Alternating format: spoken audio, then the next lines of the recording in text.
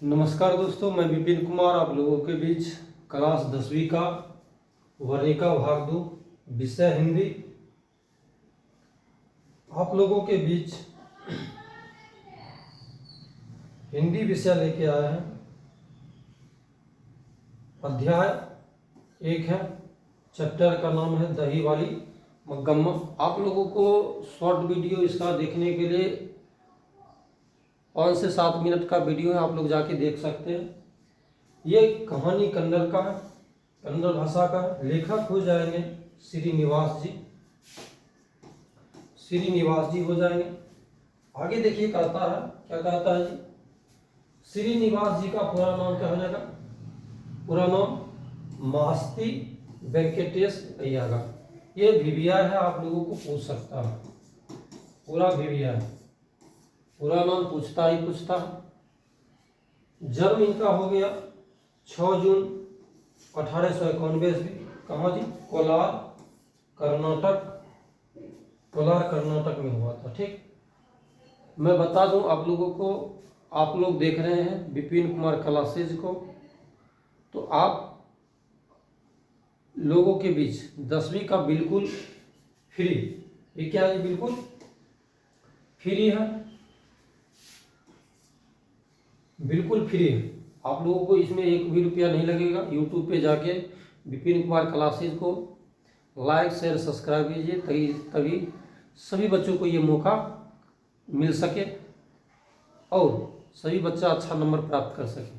हम लोग इस कहानी को दही वाली मग्गम्मा को अपने भाषा में हम लोग पढ़ेंगे। देखिए हमारे पास किताब है, तो हम लोग पढ़ेंगे कि दही वाली मग्गम्मा ये कहानी क्या है और किस तरह से इनका विवरण किया गया है इस कहानी का। तो आइए हम लोग शुरुआत करते हैं और थोड़ा देखते हैं। इसमें कहता साहित्य अकादमी कब मिला था? 1968 में। सन्ना कथेगुलु, क्या लिखा है जी? सन्ना कथेगुलु। अनुवाद कौन किया था जी? B.R. नारायण ने अनुवाद किया था। तो हम लोग पढ़ेंगे, कहानी को पढ़ते जाएंगे और इसमें जो इम्पोर्टेंट बात होगा उसको हम आप लोगों को यहाँ बोर्ड पे लिख देंगे। तो हम लोग चलिए शुरुआत करते हैं, तो कहानी का नाम हो गया, फिर से देख लेते हैं, दही वाली मग्गम्मा।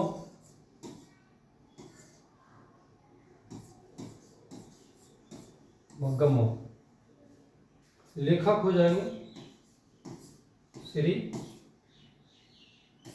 निवास जी।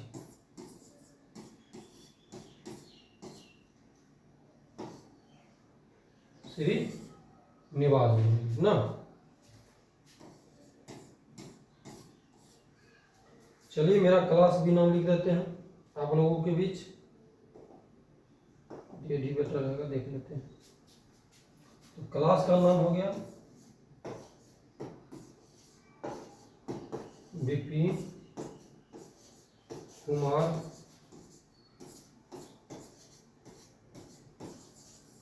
क्लासेज। तो इसको लाइक शेयर सब्सक्राइब कीजिए। अब बिना टाइम गवाए हुए हम लोग चालू करेंगे, कहानी के बारे में पढ़ेंगे कि कहानी कहता क्या है। तो चलिए फर्स्ट लाइन में कहता मग्गम्मा वर्षों से हमें बारी से दही दिया करती है। बेंगलुरु की तरह दूसरे शहरों में रोज आकर दही देना और महीने के बाद पैसे लेना को बारी कहते हैं। अब क्वेश्चन पूछेगा बारी किसे कहते हैं? बारी किसे कहते हैं ना। देखिए भाई, बारी का प्रयोग अनेक ढंग से किया जाता है। बारी जैसे हम लोग सिंपल गांव देहात आदि में है ना, तो बारी हम लोग बोलते हैं जहाँ मतलब आगे से घर है और पीछे में जो सब्जी उब्जी लगाने का जो जगह होता है उसको बारी बोलते हैं। लेकिन इस कहानी में बारी का मतलब ये बताया जा रहा है कि जैसे कोई भी व्यक्ति दही बेच रहा है और दही बेचने के क्रम में गांव घर में होता क्या कि कोई सामान ले लेता और उसको 1 महीना 2 महीना 4 महीना 5 महीना 6 महीना उनको जब रुपया होता तब लेकर देता, उसी को बारी कहते हैं। ठीक, यहाँ तक समझने में कोई दिक्कत नहीं। आगे देखिए कहता पर लगता कि बेंगलुरु में ऐसी बारी का रिवाज नहीं है। बेंगलुरु में कह रहा है कि ऐसा कोई नियम नहीं है। ठीक, रुपया दीजिए और दही लीजिए। ठीक, आमतौर पर जब भी मंगम्मा हमारे मोहल्ले में आती तब वह हमारे घर आकर दही लोगी मौजी बहुत बढ़िया कहती है। अब देखिए इस कहानी से हमें लोग कहता कि पढ़ने से सिर्फ सब नौकरी पे ही ध्यान देता है। अब देखिए इस बात को हम लोग पढ़ते हैं और हम लोग को ये बात बिजनेस में कैसे हम लोगों को काम करता है ध्यान से सुनना। तब है कि आमतौर पर जब भी मंगम्मा हमारे मोहल्ले में आती तब वह हमारे घर आकर दही लोगी माँ जी बहुत बढ़िया है कहती ना। इस बात को हम इसलिए बोल रहे हैं बार बार कि एक जो व्यापार होता है ना, व्यापारी जो होता है उसका भाषा बहुत मधुर होता है। वो ऐसा बोलता है कि आपका सामान कैसा भी हो, आपके बोली से ही ग्राहक क्या करता है, खुश हो जाता है, उस सामान को ले लेता है, ठीक ना। लेकिन व्यापारी का कोशिश रहता है कि हम अच्छा सामान दें ताकि हमारे यहाँ फिर दोबारा आए। ये हमें बिजनेस का भी कुछ पंक्ति हमें कुछ अपना नॉलेज दे रहा है कि हमें किस तरह से बिजनेस में बात करना चाहिए। तो आगे हम लोग देखते हैं। अतः हमें आवश्यकता होती तो हम ले लेते और उस दिन के भाव के अनुसार उसके पैसे दे देते या अगले दिन चुका देते। यह हमारी उसकी बारी की रीति है। वह अवलूर के पास किसी गांव की है।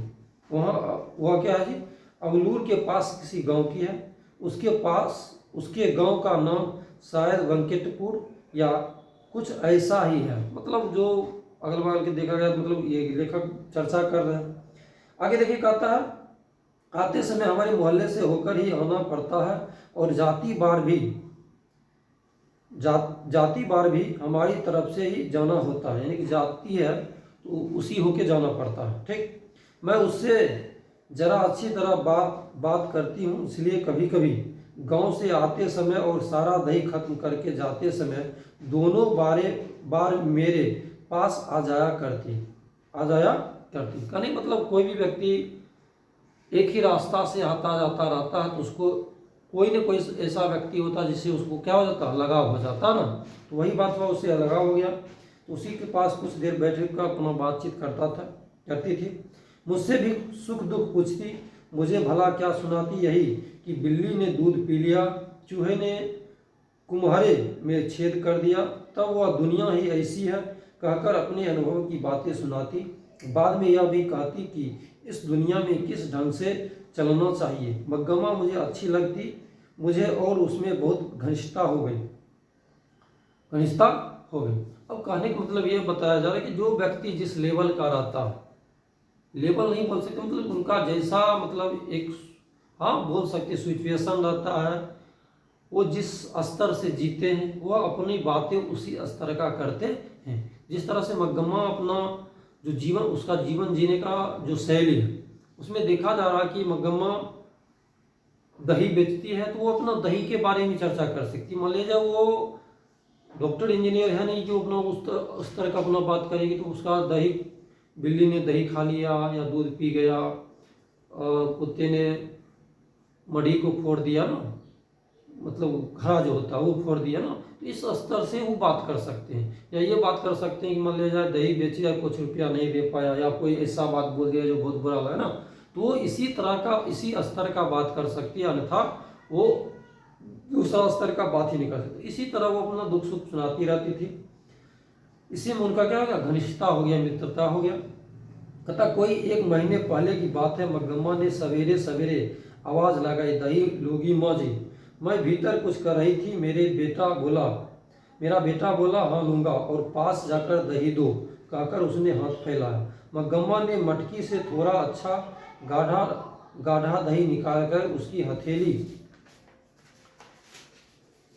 हथेली पर डाल दिया और बोली, जरा जाकर माँ जी को जल्दी से भेज दो, मुझे जाना है।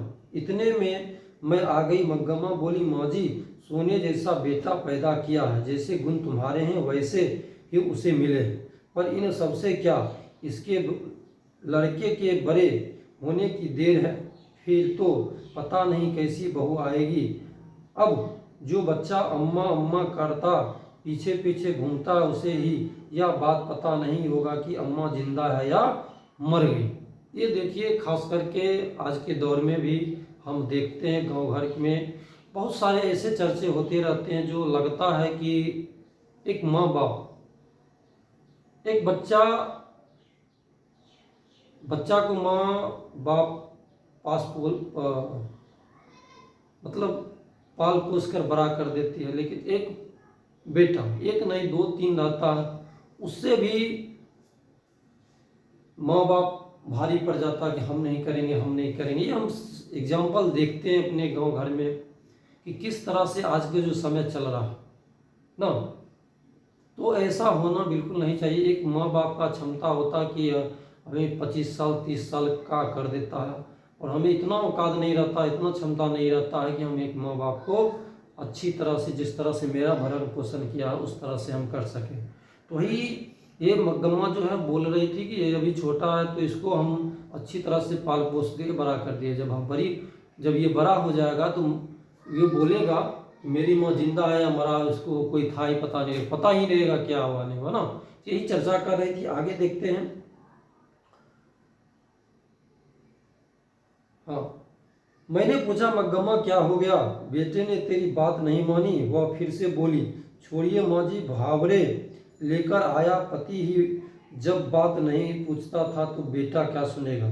इस पर मैंने पूछा, तेरे घरवाले ने तेरी बात नहीं मानी क्या।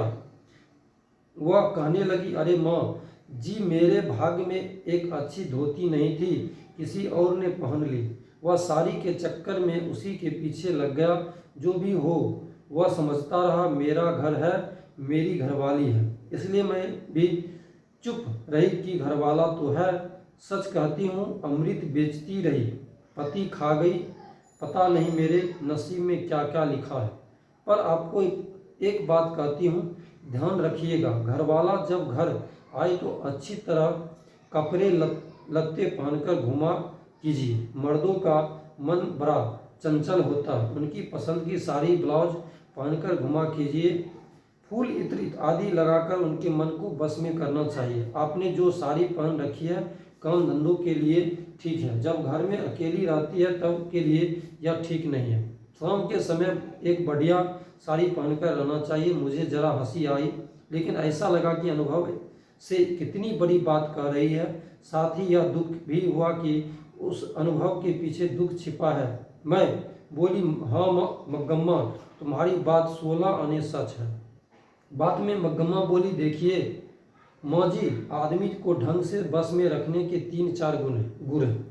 कुछ लोग कहते हैं कि टोटला करो या जड़ी बूटी खिला दो। अरे कहावत है, दवा करने से तो मसान ही जगता है। ऐसा लोगों की बातें नहीं सुननी चाहिए। कोई ना कोई स्वाद की चीज़ बनाकर दीजिए। आंखों को तृप्त करने को अच्छी तरह से कपड़े लत्ते पहनकर ओढ़कर, दुखी रहने पर भी हंसकर बातें कीजिए। घर के लिए जो चाहिए एक बार खूब मंगवा लीजिए, पर बार बार मत मांगिए। पैसा जोड़कर जरूरत पड़ने पर 1-2 रुपये उन्हें थमा देना चाहिए। ये हैं सबसे बड़े टोटके। घरवाली ऐसा करे तो घरवाला घर में कुत्ते की तरह रहता है, अगर ऐसा ना करे तो गलियों में भटकता है। मुझे मग्गम्मा की बात के चमत्कार से आश्चर्य हुआ। 2 इधर उधर की बातें करके मैंने उसे भेज दिया। एक बूढ़ी या एक्सपीरियंस व्यक्ति महिला जो है वह अपने बारे में बता रही है कि हमें किस तरह से अपने पति को अपने अंदर रखना चाहिए। वो बोल रही थी कि हम अपने पति को अपने अंदर रखने के लिए उस अच्छे पहनावा और हवा रहना चाहिए, अपने ऐसा रहना चाहिए कि पति समझे कि नहीं मेरे लिए ही सब कुछ है, इसके अलावा कोई दूसरा नहीं है। अगर हम ऐसा नहीं रहेंगे तो क्या होगा, हो सकता है कि ये दूसरे जगह इधर उधर भटकना चालू कर देंगे। तो वो मतलब उसको बता रही थी कि हमें ऐसा रहना चाहिए ताकि मेरे पति हमारे अंदर रहेंगे। तो ये बात लगभग सही है ना। मान लिया जाए अच्छे से नहीं रहेंगे तो हो सकता है सबका माइंड अलग अलग होता ना, कब कौन कब क्या करे कहना मुश्किल होता। तो सभी इंसान चाहता है कि अपना भर हम अपने व्यक्ति को, अपने आदमी को जितना अपने अंदर अपने जो है माहौल में ढाल कर रखें ताकि हमें कभी भी उदासी का सामना न करना पड़े। आगे देखिए क्या होता है। तब कोई 15 दिन पहले जब मग्गम्मा घर आई तो लगा कि वह बहुत दुखी है। मैंने पूछा, क्यों मग्गम्मा, ऐसी क्यों हो? वह बोली, क्या बताऊं माँ जी, ऐसा लगता है मेरी किसी को भी जरूरत नहीं। यह कहकर उसने अपने पल्ले से आंसू पोंछे। मैंने पूछा, क्या हुआ? बेटे ने कुछ कह दिया? उसने कहा, हाँ माँ जी, कुछ ऐसा ही हो गया। बहू ने किसी बात पर पोते की खूब पिटाई कर दी तो मैंने कहा, क्यों री राक्षसी, इस छोटे से बच्चे को क्यों पीट रही है? तो मेरे ऊपर चढ़ बैठी, खूब सुनाई उसने। तब मैंने भी उसने कह दिया, मैं तेरे घरवाले की माँ हूँ, तू मुझसे इतनी जवान लड़ा रही है, आने दो ते उसे। वह महाराज घर आया, उससे मैंने बोली, देख भैया, इसने बेमतलब मैं अनजान बच्चे को इतनी जोर से पीटा। मैंने मना किया तो मुझे ही चार सुनाती है। तू जरा अपनी घरवाली को अकल सिखा। इस पर बोली, मुझे क्या सिखाएंगे? लड़का अगर कुछ उधम करता है तो उसे मना करने का हक मुझे नहीं। मुझमें तुमने जैसे इन्हें पैदा किया वैसे ही मैंने उसे पैदा किया। मुझे क्या अकल सिखाने चली है? जो भी हाँ हो माँ जी, वह उसकी घरवाली है, मैं माँ हूँ। उसे कुछ कहा तो पलटकर जवाब देती है, मुझे कहे तो मैं क्या कर सकती हूँ? इस पर वह बोला, हाँ माँ, वह अपने बेटे को मारती है, तुम क्यों उसके झगड़े में पड़ती है? हो तुम मुझे दंड दो। तब मैंने कहा, क्या रे, मुझसे गलती ही हुई, मुझे बहुत गुस्सा आया माँ जी। बात मेरे मुंह से निकल ही गई। क्या कहता है रे, बीबी ने तुझ पर जादू फेरा है। वह बच्चे को पीटे तो भी ठीक है और मुझे गाली दे तो भी ठीक है। बहुत अच्छे। कल वह कह दे, माँ को निकाल दो, तू निकाल बाहर करेगा। इस पर वह बोला, और क्या किया जा सकता है माँ? अगर तुम यह कहो कि घरवाली रहेगी तो मैं नहीं रहती, और मैं रहूँगी तो घरवाली नहीं रह सकती, तो उस बेचारी को सहारा कौन दे? मैंने पूछा, मुझ बेचारा का क्या बनेगा? तब उसने कहा, तुम्हारा क्या है? मैं तुम्हारे पास गाय बैल हैं, पैसा है, तुझे क्या, मैं पाल सकता हूँ। मैंने पूछा, तुम्हारा कहना है कि मैं अलग हो जाऊँ? इस तरह उसने साफ कह दिया, तुम्हारी मर्जी, अगर तुम अलग होना चाहती हो तो रोकूंगा नहीं, मैं तुम्हारे झगड़ों से तंग आ गया हूँ। इस पर मैंने कहा, अच्छी बात है बेटा, आज दोपहर से मैं अलग हो जाती हूँ, तुम अपनी घरवाली के साथ सुख से रहो। फिर दही लेकर चली आई माँ जी ना। इस तरह से देखा जा रहा है कि बात यहाँ चल रहा है किसके किसके बीच में? तो सास, बेटा और बहू, ये तीनों में क्या हो रहा? विवाद हो रहा। ठीक, बहू जो है अपने बेटे को पीटा, वजह कोई भी हो सकता, बोला कि वो मतलब बदमाशी करता, छोटा बच्चा बदमाशी करेगा ही करेगा ना। तो इस तरह से देखा जा रहा है कि उसने छोटे बच्चे को पीटा, तो उसकी सास जो है ना, वो बहू को डांटी, तो बहू उसको बातों को बर्दाश्त नहीं कर पाई तो उसका जो बेटा है वह आया और सास ने बहू के साथ जो घटना हुआ वह अपने बेटे को सुनाया। सुनाने के बाद बहू ने बेटा को भी, यानी कि अपने पति को भी बहुत सारा बात बोला और सास को भी बोला। तो बेटा ने उत्तर देता है कि अब क्या कर सकते हैं। तो यानी कि उसका माँ जो है वह बोला कि अगर पत्नी बोलेगी तो तू मेरा एक दिन हो सकता घर से भी बाहर कर देगा ना। तो उसका लड़का बोला कि अगर ऐसा हो सकता तो हम कर सकते हैं, ठीक।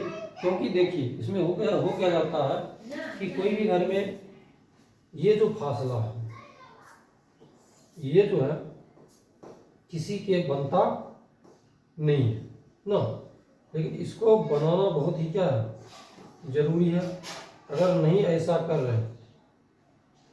अगर ऐसा नहीं कर रहे हैं तो बहुत ही कोई भी घर आगे की ओर नहीं बढ़ पाएगा। तो मेरा कहना है कि हमें इस कॉम्बिनेशन को बना के रखना पड़ेगा, ताकि तभी जाके हम एक बेहतर अपने घर को आगे बढ़ा सकते हैं, अन्यथा नहीं बढ़ा सकते। चलिए आगे देखते हैं कहानी में कहता क्या है। कहता मैंने दही लेकर उसे पैसे दिए और कहा, जाने दो मग्गम्मा, घर जाओ, ठीक से रहो, सब अपने आप ही ठीक हो जाएगा। अगले दिन मग्गम्मा आई तो पिछले दिन जैसी दुखी नहीं दिख रही थी, लेकिन मन पहले की तरह हल्का नहीं था। मैंने पूछा, झगड़ा निपट गया कि नहीं? इस पर उसने जवाब दिया, वह निपटने देगी क्या? कल दही बेचकर गई तो मेरे बर्तन भाड़े अलग कर दिए थे, एक कुठले में रागी और एक में चावल, थोड़ा सा नमक मिर्च सब एक तरफ रखकर खुद खाकर और अपने पति को खिलाकर पाँव पसारे बैठी थी। अब बताइए माँ जी, झगड़ा कैसे निपटेगा? मैंने थोड़ा हिट्टू बनाकर खाया। शादी के बाद बेटा कभी अपना रहता है माँ जी, ठीक है, जब उन्हें नहीं चाहिए मैं ही क्यों जबरदस्ती करूं? अलग ही रहने लगी माँ जी, रोज उससे बच्चे को थोड़ा सा दही देकर बाद में बेचने आया करती थी। आज ठीक उसी समय वह उसे बच्चे को लेकर कहीं चली गई थी। मैंने जानती हूँ कि उसकी यह चाल है कि मैं उस बच्चे से बात ना कर पाऊँ। इतनी छोटी सी बात की कैसी रामायण बनती जा रही है, मुझे आश्चर्य हुआ। पर आगे देखिए क्या कह रहा है, पर मैं इससे कुछ कर नहीं सकती थी। अब देखिए कहने का मतलब होता क्या कि घर में छोटा सा भी अगर कोई झगड़ा हो जाए, वो बात का बतंगर होना चालू हो जाता है। वो सास के बारे में पूरा वो दिस डेट सुनाती है, बहू सास के बारे में पूरा सुनाती है ना। तो इस तरह से बहुत सारे घटना होते रहते हैं। आगे देखिए कहता है, इधर उधर की कुछ बातें करके मैंने मग्गम्मा को विदा किया। इधर उधर करके वह सोचा कि अब मग्गम्मा इतना बोल रही है, किसी तरह अपना जाएगी, बेचेगी उचेगी तो कुछ रुपया हो पाएगा, तो किसी तरह उसको कह के आगे बढ़ा देती है। बाद में दो एक दिन मैंने वह बात उठाई ही नहीं। ऐसा लगा कि वह अलग ही रहने लगी है। एक दिन उसी ने पूछा, माँ जी आप जो मखमल पहनती है ना, वह कैसे गज मिलती है? मैंने पूछा, क्यों मग्गम्मा? तो वह बोली, इतने दिन तो बेटे और पोते के लिए पैसा जोड़ती रही, अब क्या क्यों जोड़ूं? मैं भी एक मखमल की ब्लाउज पहनूंगी। मैंने कहा, एक ब्लाउज के साथ 8 रुपये लगते मग्गम्मा। उस दिन मग्गम्मा ने जाकर दर्जी से वह कपड़ा लिया और वहीं सिलने दे दिया। दूसरे दिन पहनकर आई, मुझसे कहने लगी, देखिए माँ जी, मेरा सिंगार घरवाले के रहते एक अच्छी साड़ी नसीब नहीं हुई, वह तो किसी के पीछे लगा था। मैंने बेटे के लिए पैसे जोड़े, अब वह लड़का ऐसा हो गया, अब कैसा है मेरा सिंगार ना। तो कहने का मतलब जिसके लिए कोई भी इंसान मेहनत करता है ना, वही अगर मान लिया जाए उसके लिए नहीं हो, तो कोई भी इंसान टूट जाता है। और वह क्या करता है कि वह अपना जिंदगी में कोशिश करता कि किसी तरह अपना जिंदगी जिए, अपना जीवन जी, क्योंकि दूसरे के जिंदगी जीने से मतलब दूसरे की ज़िंदगी में अगर मतलब कुछ अच्छा कर रहे हैं, उसके बारे में कुछ कर रहे हैं ना, तो उसका इम्पोर्टेंस नहीं देता, यानी कि महत्व नहीं देता है ना। तो वो सोच रही थी कि भाई इतना काम करने से भी हमें कोई महत्वपूर्ण नहीं होगा जी, महत्व होगा कि तो हमें कोई इतना महत्व नहीं देता, तो क्यों ना अपना ज़िंदगी हम अपना जिए ना।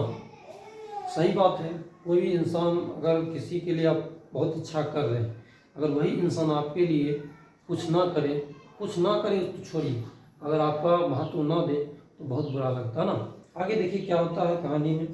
तब मुझे लगा कि बेटे से अलग होने के कारण दुख से मग्गम्मा को जरा मति भ्रम हो गया है। जब ज़्यादा दुख आ जाता है तब हर किसी को ऐसा ही हो जाता है। मैंने कुछ ना कहा, पर सोचा इस जाकिट के कारण उसे ही किसी दूसरे से झगड़ा मोल लेना पड़ेगा।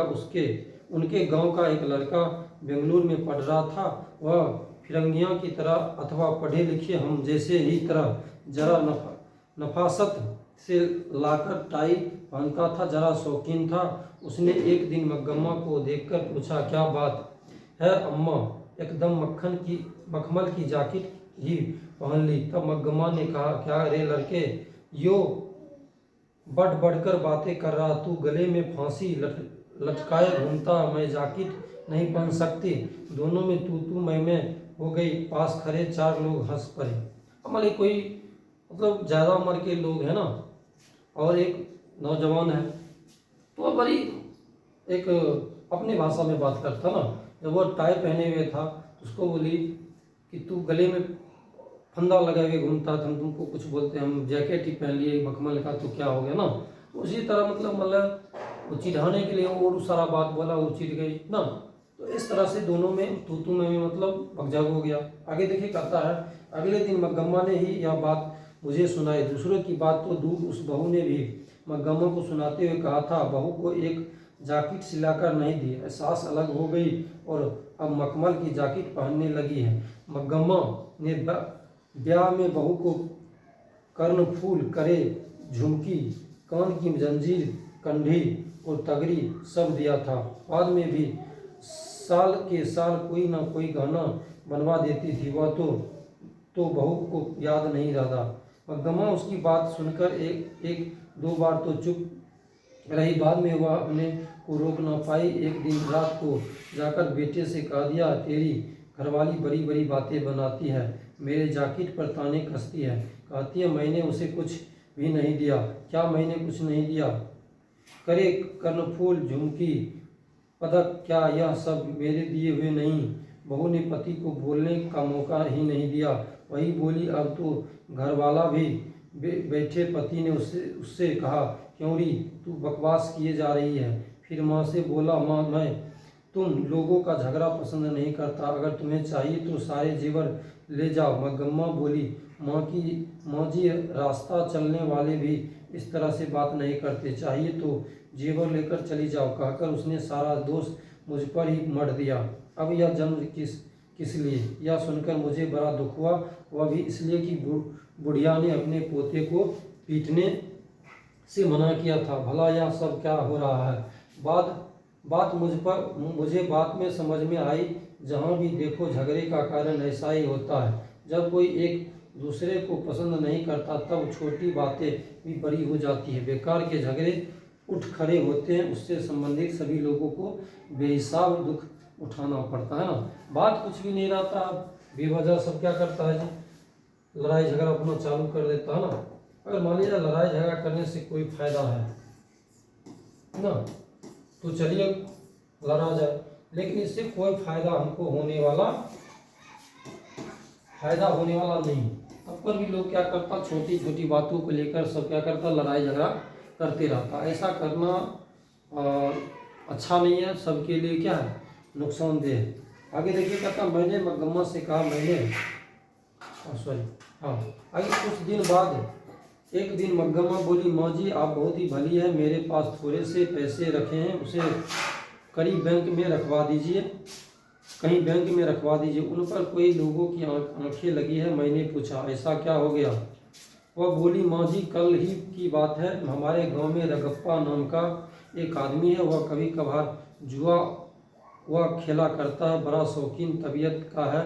मैं तब दही लेकर आ रही थी तो कहीं से टपक पड़ा और पूछने लगा, क्यों मग्गम्मा अच्छी तो हो? मैंने कहा, क्या अच्छा क्या बुरा, जो हैं तुम्हें पता नहीं? वह बोला, हाँ भाई तुम्हारा कहना ठीक है, आज के ज़माने में भला कौन सुखी है?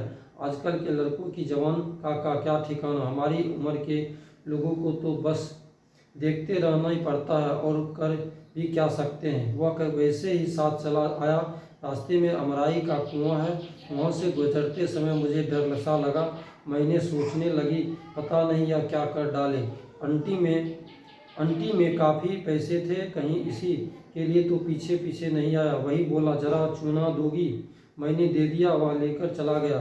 आज भी आते समय वही आकर मिला। माँ जी इधर उधर की बातें करता रहता, बीच में बोला, मग्गम्मा मैं जरा तकलीफ में हूँ, थोड़ा सा कर्ज दोगी? इस बार रागी बेचते ही लौटा दूंगा। मैंने बोली, अरे भैया मेरे पास पैसे कहाँ? तब वह कहने लगा, जाने दो मग्गम्मा, क्या हमें पता नहीं, पैसे को यहाँ वहाँ गाड़ कर रखने से भला क्या मिलता है। फिर थोड़ी देर बाद वही बोला, तुम्हारा बेटा तुम्हारे साथ रहता है तो मैं तुमसे कर्ज नहीं मांगता। मैं जानता हूँ तुम अपनी बहू के लिए कोई ना कोई चीज़ वस्त्र बनवाती रहती थी। अब वह बात तो नहीं है रही। देखिए मौजी, औरत अगर अकेली हो जाती है तो लोगों की आंखें उसकी तरफ लग जाती है। यानी कि मग्गम्मा अकेली थी, भले जो खाता पीता इंसान है ना, वो भला कर ही क्या सकता है। ठीक, तो वो अपना सारे बातों को अनेक प्रकार कहाँ छिटा देते जाओ सही है। अब देखिए कहता है, क्या कहता है जी। ये कहानी थोड़ा लंबा है, आप लोग को धैर्य से सुनना पड़ेगा, क्योंकि हम लगातार कहानी में ही बताए जा रहे हैं आप लोग से। क्योंकि ऑनलाइन रहता है बच्चा, लाइव रहता तो बच्चा कुछ करता तो अपना, हम तो रिकॉर्डिंग कर रहे हैं आप लोगों के बीच ना। तो आप लोग इस कहानी को गौर से सुनिए, कहता क्या है, और हम लोग अच्छी तरह से देखेंगे, अच्छी तरह से परखेंगे कि कहानी का क्या रहा है, कि इस कहानी में हो क्या रहा है ना। तो इस तरह से अनेक बातों पे ध्यान देखते रहेंगे, और अच्छा से ध्यान से सुनने से आपको अनेक जितना भी क्वेश्चन है आसान भाषा में आप लिख सकते हैं। क्योंकि अगर कहानी को हम ध्यान से सुन लिए तो हमें ऐसा एक भी क्वेश्चन नहीं है जो हमसे बन नहीं पाएगा, या अपना मन से नहीं लिख सकते है ना। तो चलिए आगे शुरुआत करते हैं, क्या कहता है जी। तो हाँ, ये बता रहे थे कि ये जो पियाक है ना, ये कुछ भी बोल सकता है। तो वो मग्गम्मा जा रही थी तो उसको बोला कि तुम्हारे पास बहुत सारा रुपया है, कुछ हमको कर्ज में ही लेके दे दो, फिर हम कुछ बेचेंगे तो तुमको लेकर दे देंगे। तो मग्गम्मा बोली हमारे पास कुछ है ही नहीं भाई, तुमको दे क्या ना। तो बोली कि तुम अपने बेटे के साथ हो नहीं, तुम बेचती है सारा रुपया तुम्हारे पास ही होगा, क्योंकि वो सारा दिखता रहता है ना। तो इस तरह से किसी तरह से अपना बात बना कर वो मग्गम्मा क्या कर रही, वहाँ से निकल पड़ी। आगे देखिए कहता, मैंने मग्गम्मा से कहा, मैंने अपने घरवाले से पूछकर बताऊंगी, मैंने उनसे इस बारे में कोई बात नहीं की। दूसरे दिन मग्गम्मा ने दही लेने के बाद आंटी से एक थैली निकाली और कहने लगी, माँ जी जरा भीतर चलो गिन लो। मैं बोली, मैंने अभी उनसे पूछा ही नहीं, अभी रखे रहो फिर ले आना। मग्गम्मा कहने लगी, मुझे बहुत डर लगता है माँ जी, आज भी रगप्पा आया था अमराई के पास तक। कहने लगा, जरा बैठो मग्गम्मा, ऐसी जल्दी क्या है। मैंने पास ये पैसे भी थे, मेरा दिल जोर से धड़कने लगा। अगर मैं नहीं रुकती तो वह जबरन बाँह पकड़कर बिठा लेता। इस डर से बैठ गई। वह दुनिया जहान की बातें करता रहता। बाद में मेरा हाथ पकड़कर बोला, मग्गम्मा तुम कितनी अच्छी हो, जवानी में भी घरवाले ने मेरा इस तरह हाथ नहीं पकड़ा था, बाद में भी किसी और ने इस हाथ को नहीं पकड़ा, आज इसने आकर पकड़ा। मैं हाथ छुड़ा लिया और पूछा, क्या बात है रगप्पा, आज बड़े रंग में हो, मेरा अच्छापन देखने का को तुम मेरे घरवाले हो क्या। कहते हुए उठकर तेजी से चली आई। माँ जी कल उसने पैसे मांगे थे, आज उसने पान मांगा। जिसने मरवे के तले बैठकर मोर बांधकर गठबंधन करके हाथों थमा हुआ तो कभी का चला गया। भरी जवानी में घरवाले ने मुंह मोड़ लिया। कोई और होती तो यह सोचकर खुशी हो जाती कि घरवाले ने तो पसंद नहीं किया, पर कोई पसंद करने वाला मिला। पर मैंने अपना धर्म नहीं छोड़ा। इस बदमाश ने आकर मेरा हाथ घर वाले से भी ज़्यादा हक से पकड़ लिया था। मुझे लगा कि बेचारी का जीवन बेकार में ही दुखी होता जा रहा है, इसलिए मैंने कहा, यह सब फजीहत काहे का मग्गम्मा, चुपचाप जो हुआ उस पर मिट्टी डालकर बेटे के साथ रह क्यों नहीं जाती। मैं तो रह जाऊंगी माँ जी, पर वह रहने दे, तब ना बेटे से यह सब बता दो। हाय राम, वो हल्ला करके मेरी बहू तो मुझे जाति से ही बाहर कर देगी। मुझे देर हो रही है माँ जी, चलती हूँ, कल अपने उनसे पूछकर रखिएगा। कहकर मग्गम्मा चली गई। 1 घंटे बाद फिर आकर बोली, माँ जी आज एक बात हो गई। क्या। बच्चे के लिए थोड़ी सी मिठाई लेकर टोकरे में रख ली थी। मग्गम्मा ने पहले ही बताया था कि उसके पोते को उसके पास वह आने नहीं देती, इसलिए मुझे यह समझ में न आया कि बच्चा कौन सा है। मैंने पूछा, किस बच्चे के लिए।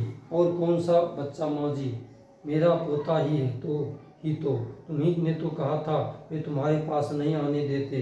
उसकी माँ तो मना करती है, पर बच्चा क्या रुक जा सकता है, आँख बचाकर आ ही जाता है।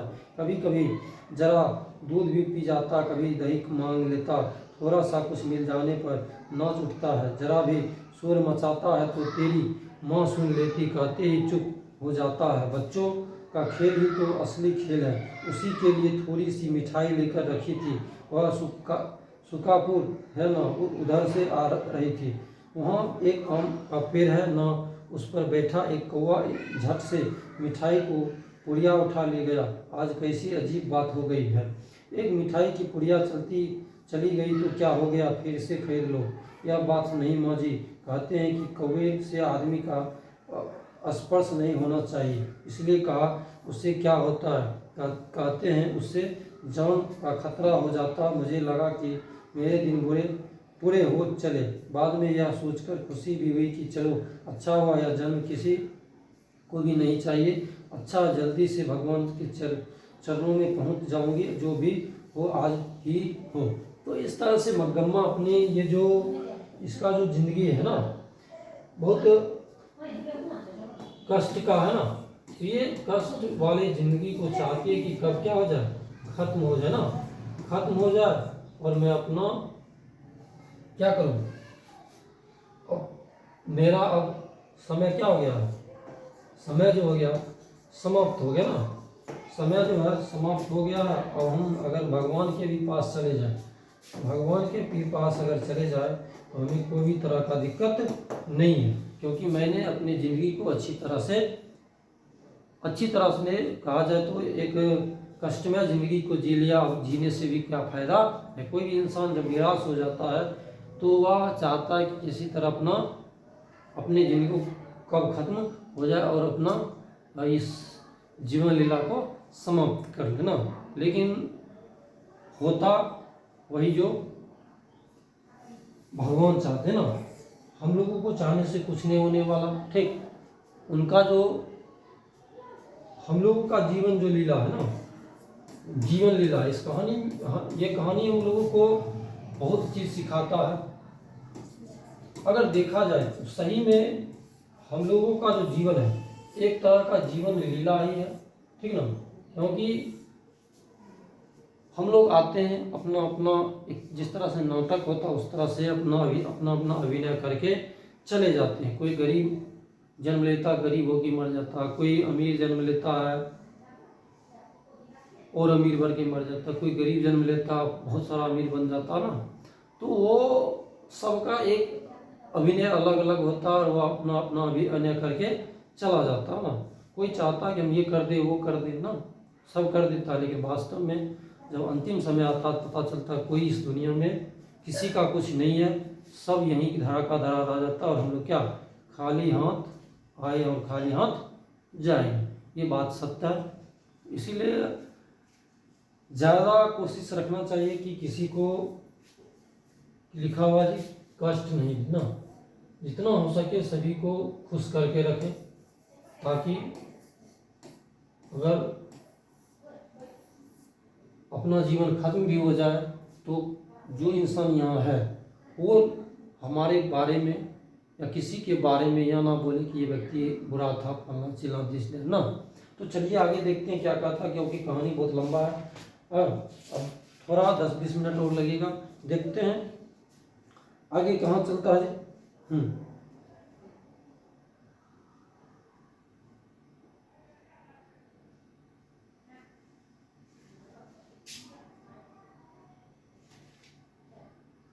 चलिए, ये जन्म किसी को नहीं चाहिए, अच्छा है, जल्दी से भगवान के चरणों में पहुंच जाओगी, जो भी हो आज ही हो। तुम भी कैसी पागलपन की बातें कर रही हो।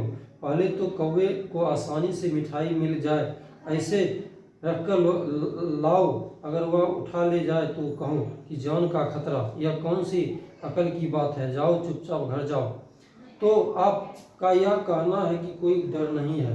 डर हुआ कुछ भी नहीं, जितना झगड़ा होता है उम्र बढ़ती है। दोबारा उस बारे में मत सोचो, हंसते हंसते घर जाओ।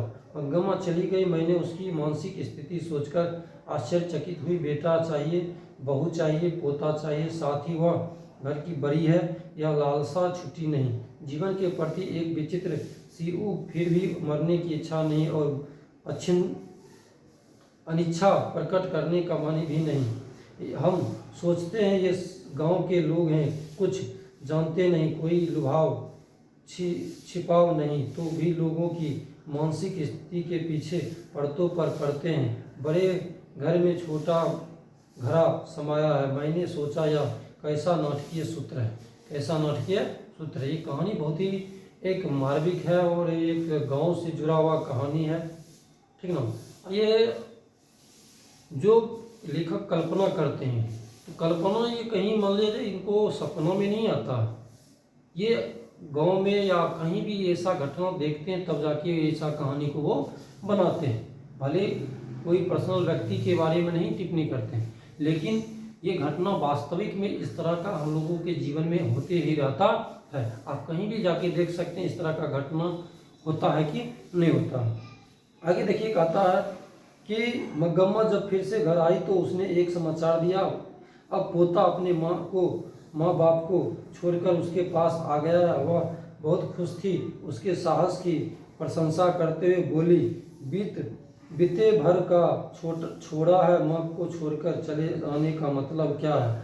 कल दोपहर को आए लड़के ने कहा दिया, फिर से माँ के पास नहीं जाऊंगा। इतने दिन चोरी चोरी आया करता था। जब वह घर नहीं पहुंचा तो माँ ने आकर शोर मचाया, पीटने की धमकी दी। मैंने नहीं जाऊंगा कहकर वह मेरी टांग पकड़कर खड़ा हो गया और कोई चारा न देखकर मैंने कहा, जा बेटा। उसके बाप ने भी आकर बुलाया, पर मैंने नहीं जाऊंगा कहकर वह मेरे पास ही रह गया।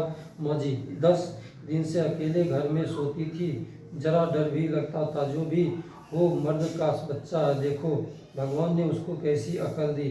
जवान बेटे ने मुंह मोड़ लिया, और यह बीते भर का पोता मैं तो हूँ, तुम चिंता मत करो कहकर आ ही गया। बहू ने तो सारी रात महाभारत मचाया, लाख जोर लगाने पर भी वह नहीं गया। सुबह यहाँ आते समय तू अकेला कैसे रहेगा कहकर उसे अभी छोड़ दो, कथी में झाड़ू मारे।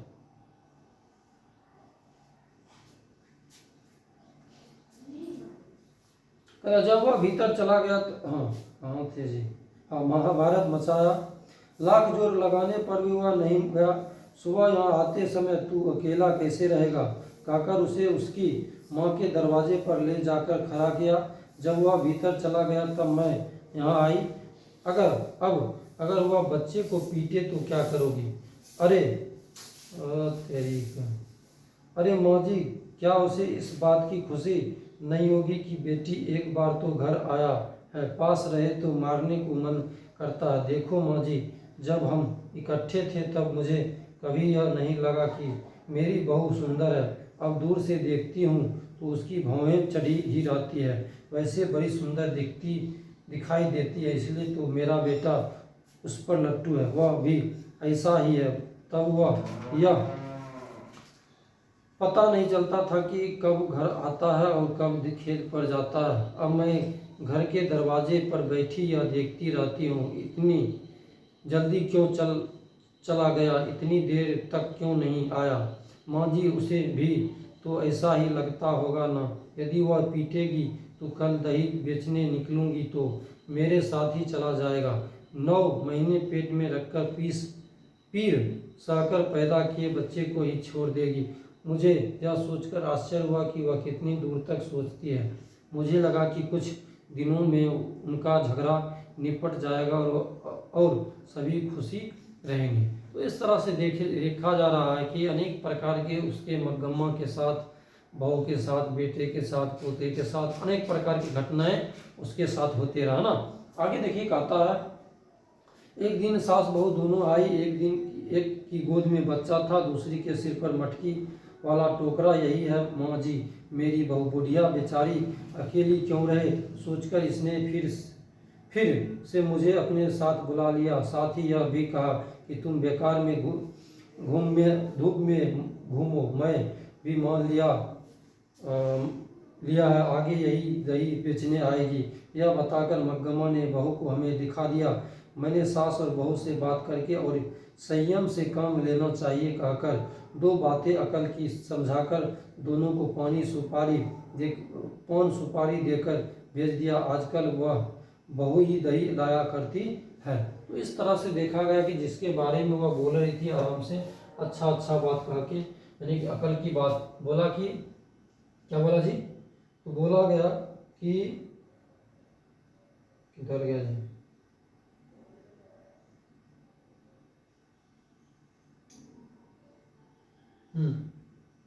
किधर गया,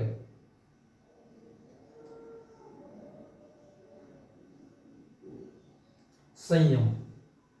संयम होता मतलब होता संयम ना, संयम मतलब होता है कि अपना अपना धैर्य से या अपना मतलब अपने अंदर काबू जिसको बोलते हैं वो रख करके एक दूसरे से मिलजुल कर हमें रहना चाहिए। और पान सुपारी खिला करके या सुपारी दे करके उसे क्या कर दिया, भेज दिया। आगे देखिए कहता है, सास के बारे में इतना सब सुना, अब बहू क्या कहती है यह जानने की उत्सुकता मुझे हुई। इसलिए एक दिन मैंने कहा, अरे नजम्मा तू तो बड़ी समझदार है। अब मग्गम्मा की बहू क्या नाम हो गया, मग्गम्मा बहू का नाम ये पूछेगा क्वेश्चन, क्या हो जाएगा, नजम्मा। क्या नाम है जी,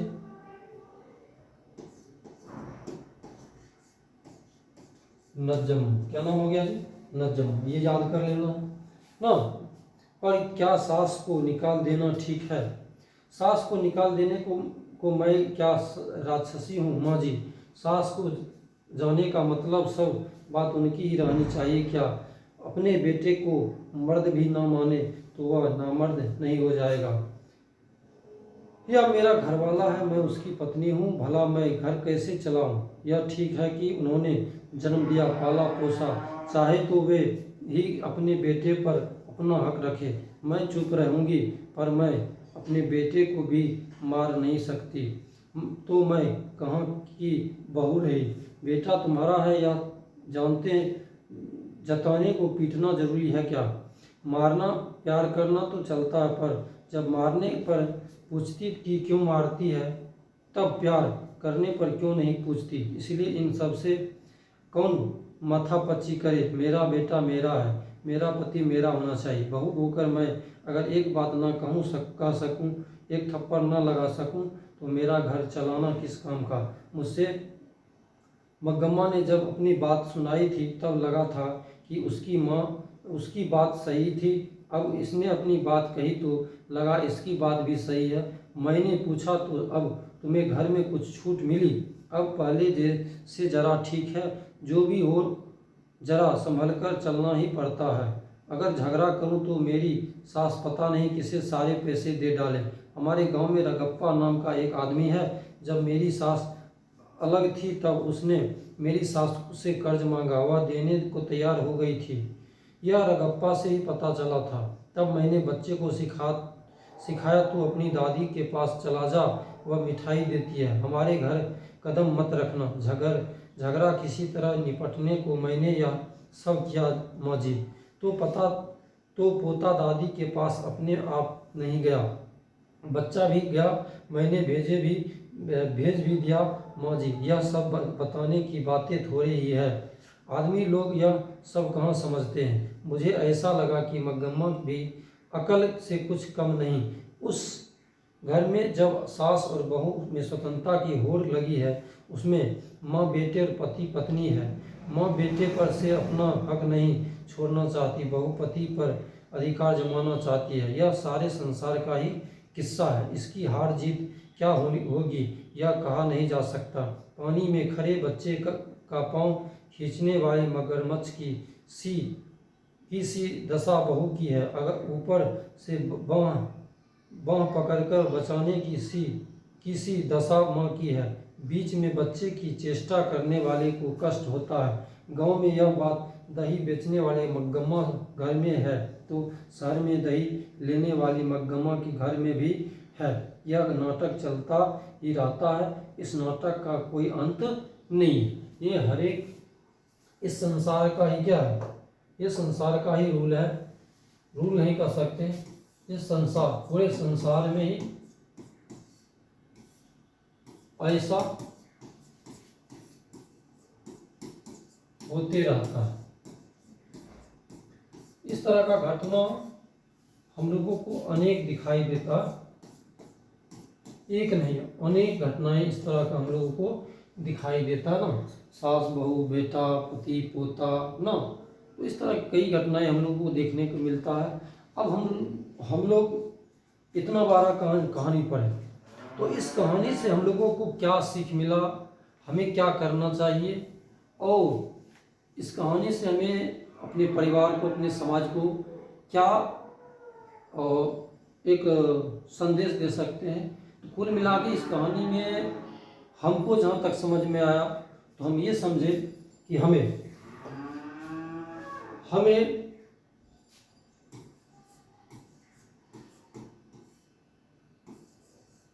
पूरे परिवार को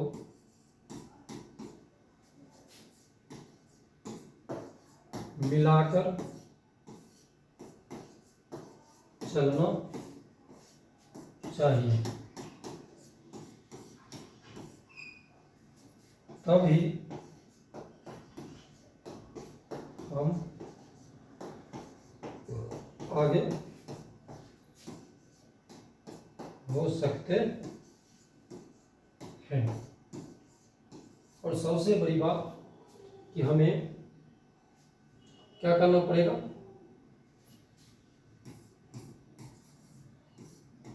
एक दूसरे के बातों को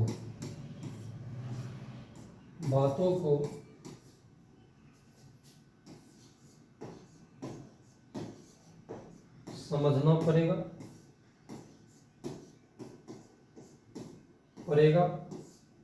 और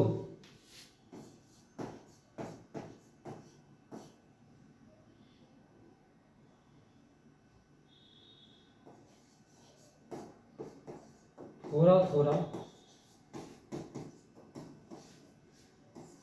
दोनों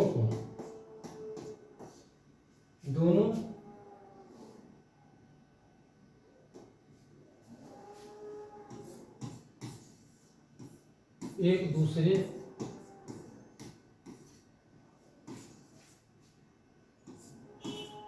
की बातों को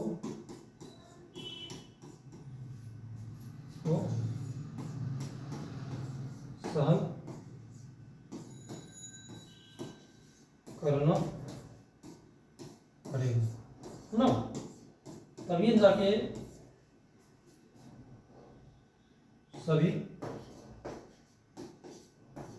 एक रह सकता है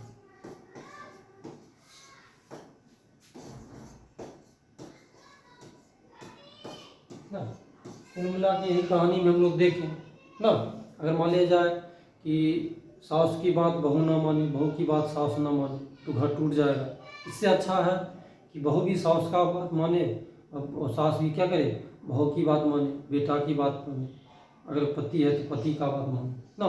कुल मिला के सभी को एक होके रहेंगे, तभी जाके हम अपना परिवार को आगे कर सकते हैं। और अगर परिवार को आगे करेंगे तो अपना गांव को आगे कर सकते हैं, गांव को आगे करेंगे तो अपना आसपास के जगह को आगे कर सकते हैं। अगर गांव जगह आगे होगा तो हमारा जिला आगे होगा। कुल मिला के एक जिस तरह से एक सीढ़ी होता है ना, देखा जाए तो जिस तरह से एक सीढ़ी होता है, तो हम एक हो करके एक सीढ़ी की तरह ना,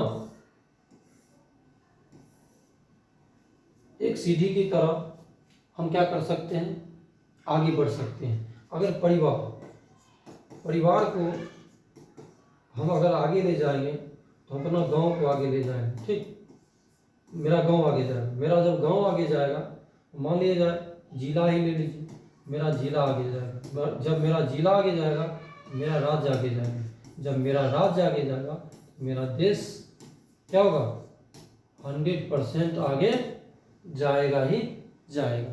लेकिन ये सोच सबके साथ सबके पास नहीं है, ये सोच सबके साथ सबके पास होना चाहिए, तब जाके एक हम अच्छा व्यक्ति बन सकते हैं। और एक अच्छा व्यक्तित्व को निभा सकते हैं।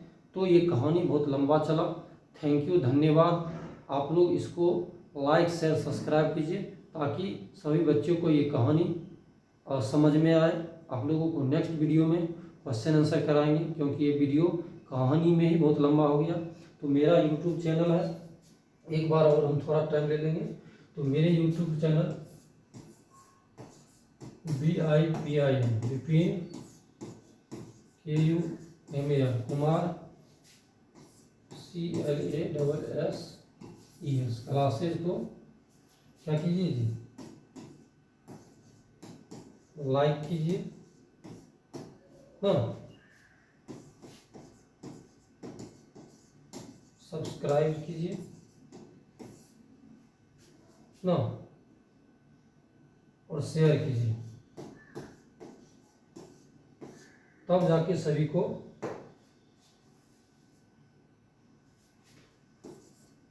फायदा हो सकता ना। तो इस तरह से हम लोग अगर मेहनत आप लोग के लिए कर रहे हैं तो आप लोग हमारे लिए थोड़ा मेहनत करके दिखाए, देखते हैं कि इस वीडियो को कितना लोग शेयर करते हैं, कितना लोग लाइक करते हैं, और कितना लोग क्लास 10वीं के बच्चा तक पहुंचाते हैं। तो वो आज हम लोग देखते हैं। हम लोग पढ़ा रहे थे बिहार बोर्ड, क्या पढ़ा रहे थे जी, बिहार बोर्ड के बारे में ना बच्चे का।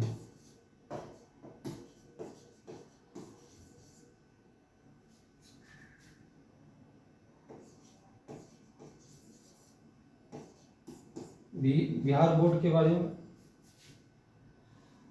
ठीक। तो आप लोग इसको लाइक शेयर सब्सक्राइब कीजिए, यही आप लोग से हम आशा करते हैं।